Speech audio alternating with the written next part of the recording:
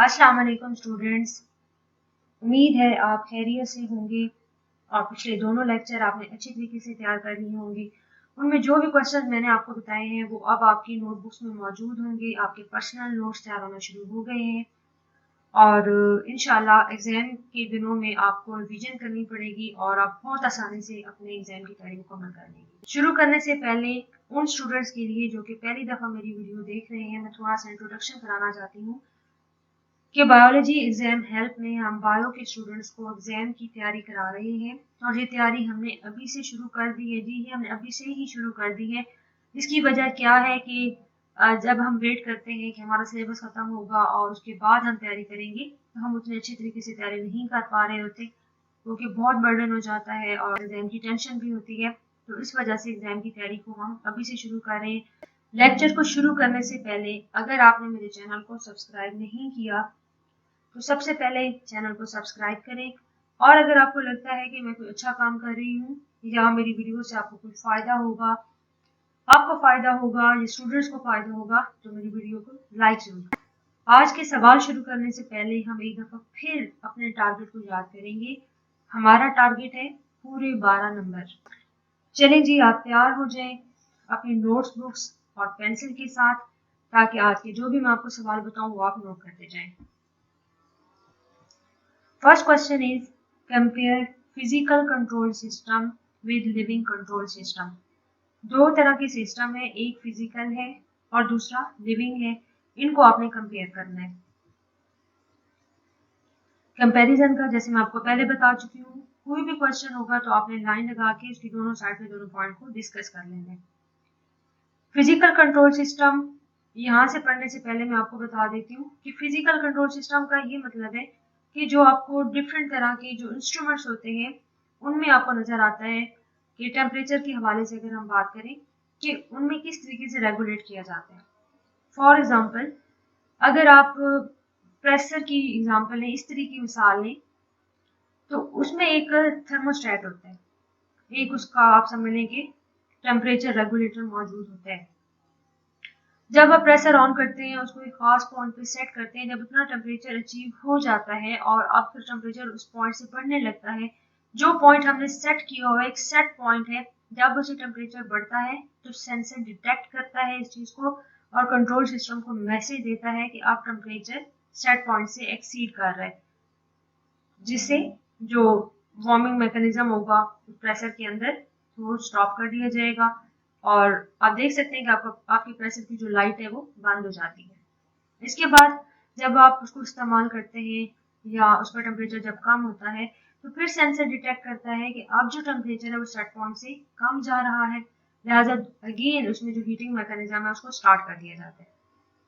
ये physical control system हो गया। लिविंग कंट्रोल सिस्टम का ये मतलब है कि हम जो लिविंग ऑर्गेनिज्म होते हैं, एनिमल्स, उनकी बॉडी में टेम्परेचर को रेगुलेट करने का क्या मैकेनिज्म है। तो बच्चों हमारे अंदर भी सेम ऐसे मिलता जुलता मैकेनिज्म मौजूद है उन एनिमल्स के अंदर जो कि अपना टेम्परेचर रेगुलेट करते हैं, क्योंकि आपको पता है बहुत सारे ऐसे भी हैं जो कि अपना टेम्परेचर रेगुलेट नहीं कर सकते, जैसे कि एम्फीबियन, जैसा कि फिश, जैसा कि रेप्टाइल्स भी, और लेकिन बर्ड्स और मैमल्स ये जो कि एंडोथर्म होते हैं, लिहाजा ये अपने बॉडी टेम्परेचर को मेंटेन करते हैं।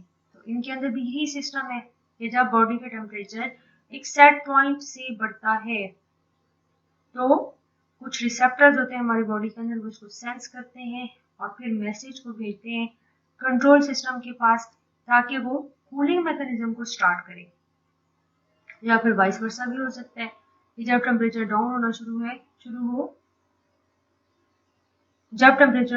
शुरू हो तो फिर जो रिसेप्टर्स होंगे वो आपके कंट्रोल सिस्टम को पैगाम देंगे कि वार्मिंग मैकेनिज्म को स्टार्ट किया जाए। तो ये मैंने आपको सारा समझा दिया है, इसमें सारे यही पॉइंट्स लिखे हुए हैं, आप इनको अच्छी तरीके से पढ़ के याद कर लीजिएगा।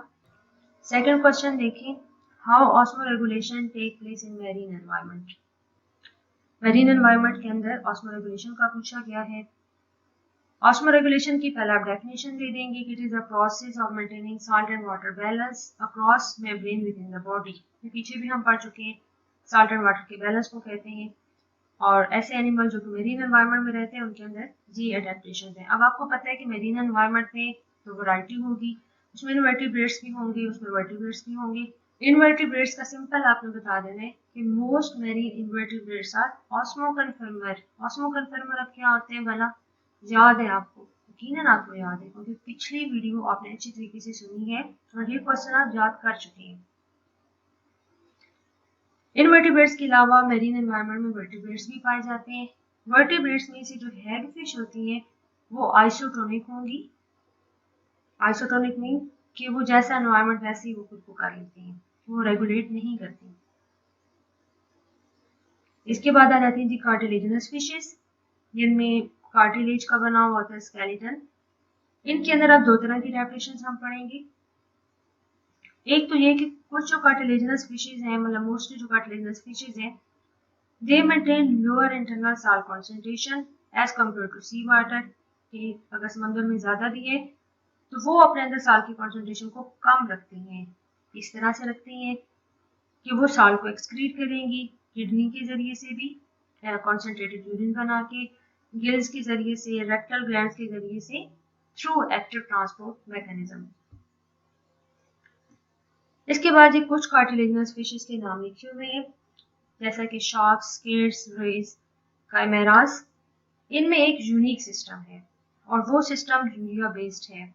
यूरिया बेस्ड सिस्टम किस तरह से है कि जब उनकी किडनी एक दफ़ा यूरिन बना लेती है, जो प्राइमरी यूरिन बनता है, या जैसा आप समझ लें कि जो फिल्ट्रेट होता है, तो उस फिल्ट्रेट में से जो जो यूरिया होगी उसको वो रीअब्जॉर्ब कर लेंगे।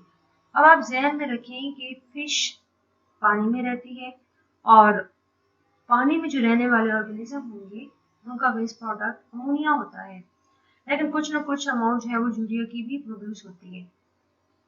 तो कार्टिलेजिनस फिशेस क्या करेंगी कि फिल्ट्रेट में से जो यूरिया होगी, जितनी भी यूरिया होगी ऑलमोस्ट, वो सारी की सारी अपने ब्लड में रीअब्जॉर्ब कर लेंगी। तो इस तरीके से उनके अंदर यानी अपने आप को वो शो करेंगी कि वो एनवायरनमेंट की निस्बत ज़्यादा हाइपरटोनिक है, उनके पास जो सल्यूट है एनवायरनमेंट की निस्बत ज़्यादा है। तो इस तरीके से बाहर उनको जो पानी है वो ज़ाया नहीं होगा और साल्ट उनकी बॉडी में दाखिल नहीं होंगे। ये उनका एक टेक्निकल किस्म का तरीका है, यानी कि उनमें साल्ट है कम लेकिन वो अपने आप को शो इस तरह से करते हैं कि उनके पास साल्ट ज़्यादा है। अब यूरिया भी तो एक वेस्ट प्रोडक्ट है, नुकसानदेह भी हो सकता है, इसलिए इसके नुकसान से बचने के लिए इन फिशेस के अंदर एक और केमिकल भी मौजूद होता है जिसका नाम है ट्राई मिथाइल अमाइन ऑक्साइड। तो ये जी बच्चों मैंने आपको कार्टिलेजिनस फिशेस के दो तरीके बता दिए हैं। अब इसको सारे को आपने बहुत अच्छी तरीके से याद कर लेना है। इसके बाद जी बोनी फिशेस की बारी आ गई जिनका स्केलेटन बोन से बना हुआ होगा। अब इनमें क्या तरीका होता है कि they have adapted themselves to drink large amount of sea water and excrete concentrated urine। बहुत सारा पानी पी लेंगी समुद्र का, लेकिन यूरिन में पानी ज़ाया नहीं करेंगी, यूरिन में कॉन्सेंट्रेटेड यूरिन प्रोड्यूस करेंगी। इस तरीके से साल्ट की जो एक्सक्रीशन है उसको मैक्सिमम कर लेते हैं और वाटर का जो लॉस है उसको मिनिमम कर देते हैं। तो इस तरीके से मैंने आपको ये पूरा पढ़ा दिया।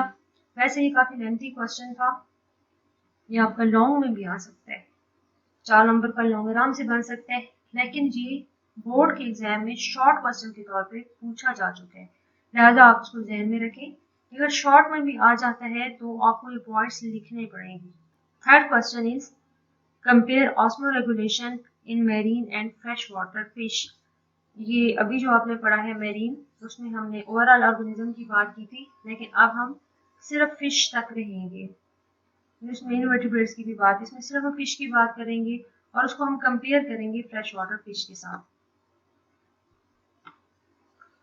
ये फ्रेश वाटर आपके सामने एनवायरनमेंट है और फ्रेश वाटर एनवायरनमेंट में अब हम देख लेते हैं कि फिश को कौन कौन से प्रॉब्लम फेस करने पड़ते हैं।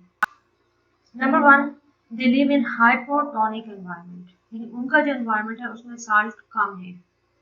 जब साल्ट कम है और बाहर पानी ज़्यादा है, उनकी बॉडी की निस्बत बाहर पानी ज़्यादा है, उनकी बॉडी में साल्ट ज़्यादा है, water will tend to diffuse into their body, पानी उनके अंदर दाखिल होता है और उनके जो सॉल्ट है उनको ज़ाया होने का खतरा होता है। तो फ्रेश वाटर फिशेस का ये मसला है कि उन्होंने पानी से अपनी जान छुड़ानी है, ज़्यादा पानी अपनी बॉडी में एंटर नहीं होने देना। इसके कंपैरिजन में अगर हम मैरीन फिश की बात करें तो उसको क्या प्रॉब्लम्स हैं कि वो हाइपरटोनिक एनवायरनमेंट में रहते हैं और उनकी बॉडी से जो पानी है वो ज़ाया होता है और जो सॉल्ट है उनकी बॉडी के अंदर दाखिल होते हैं, उनकी ये प्रॉब्लम्स हैं।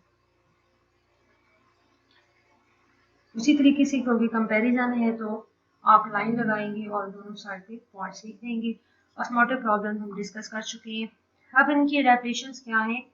ऑस्मो रेगुलेशन के जो कि हम कंपेयर कर रहे हैं तो इसमें कुछ किडनी का रोल है। किडनी का क्या रोल है फ्रेश वाटर में? It remove excess water, reduce large amount of dilution in और किडनी आल्सो रीअब्सॉर्ब सॉल्ट। ये किडनी के सारे काम है, ज़्यादा पानी को निकाल देगी, डाइल्यूशन प्रोड्यूस करेगी और सॉल्ट को रीअब्सॉर्ब करेगी। मैरीन फिशेस में बिल्कुल ऑपोजिट होगा। एक तो ये मछलियाँ जो है वो पानी पीती रहती हैं, किडनी इनका वाटर रीअब्सॉर्ब करेगी और सॉल्ट को एक्टिवली एक्सक्रीट कर देगी, यूरिन बनेगी, लेकिन डाइल्यूट में तो आपको पता है ज़्यादा अमाउंट बनती है, लेकिन इसमें कॉन्सेंट्रेटेड यूरिन होगी जिसकी अमाउंट थोड़ी होगी और गिल्स के जरिए से भी अपने सॉल्ट्स को निकालते हैं। इनकी पूरी कोशिश होती है कि सॉल्ट्स को निकाल दिया जाए और पानी को बचाया जाए। और लार्ज क्वांटिटी ऑफ वाटर को ये पीते हैं, ये ऊपर भी आ गया। और यूरिन इनकी स्मॉल होती है और कॉन्सेंट्रेटेड होती है। तो ये बच्चे आपने सारे पॉइंट्स इसी तरीके से लिखने हैं, ऐसे हेडिंग्स बना के पॉइंट्स बना के।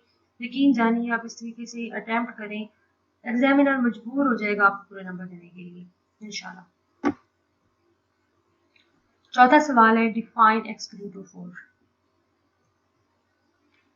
डेफिनेशंस देख लें। लीव्स आर कॉल्ड एक्सक्लूडोफोर। एक्सक्लूडोफोर क्या है? बेसिकली लीव्स हैं। क्यों हैं जी? क्यों उनको एक्सक्लूडोफोर कहते हैं? Because they collect nitrogenous waste from different plant parts and they store temporarily. At autumn season, plants shed their leaves and waste are removed from our body. Leaves का एक्सक्लूडोफोर कहने की वजह बता दी कि पौधे के मुख्तलिफ हिस्सों में से जो वेस्ट होते हैं वो लीव्स के अंदर इकट्ठे हो जाते हैं, ये उनको स्टोर कर लेते हैं और जब खिजा का मौसम आता है जो कि आपको पता है पत्ते गिरते हैं, तो इस तरीके से जो वेस्ट है वो भी प्लांट की बॉडी से रिमूव हो जाते हैं। तो आप देख सकते हैं जी यहाँ पे एक ट्री और उसके बहुत सारे येलो लीव्स आपको नजर आ रहे हैं। ये येलो इस वजह से नहीं है कि इसमें क्लोरोफिल की कमी है, बल्कि असल वजह ये होती है कि इसमें बहुत सारे वेस्ट मटेरियल इकट्ठे हुए हैं जो कि पत्ते नीचे आपको गिरे हुए नजर आ रहे हैं। तो ये आप एक जरिया है इनका अपने वे से जान छुड़ाने का। Fifth and last question for today, right structural formula of urea and uric acid. इसका जो जवाब है वो मैंने आपकी बुक से कॉपी किया है और सेम ये जो स्केच बने हुए हैं इनको आपने अच्छी तरीके से तैयार कर लेना है। उम्मीद है आपको सारे पॉइंट अच्छी तरीके से समझ आ गए होंगे और ये भी मुझे आपसे उम्मीद है कि आप अपने नोट्स भी बना रहे होंगे। अगर अभी तक आपने नोट्स बनाने शुरू नहीं किए तो मेरी आपसे गुजारिश है बच्चों, नोट्स बनाना शुरू कर दें। डेली का डेली सुने, डेली का डेली पढ़ें, इसी तरीके से आपकी तैयारी होगी। अपना बहुत सारा ख्याल रखिएगा। अल्लाह हाफिज़।